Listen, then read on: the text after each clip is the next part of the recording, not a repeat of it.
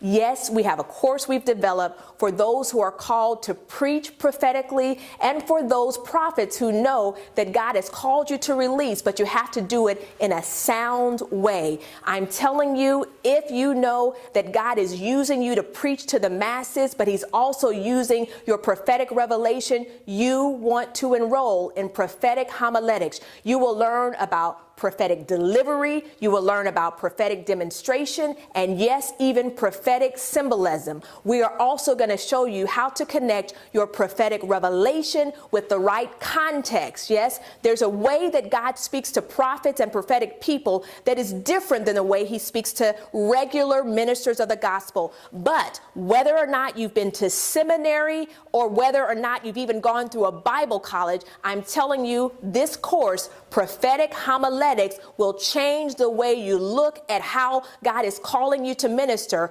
and it will build your confidence and, yes, your credibility, because we're taking away the spooky spiritual and we're causing God to be glorified in all of your deliveries, even when it's crazy revelation that you can't seem to explain. Know that God will give you a right context so that it can be received by the people of God in the right way. Again, Prophetic Homiletics, register today at Global Prophetic Institute.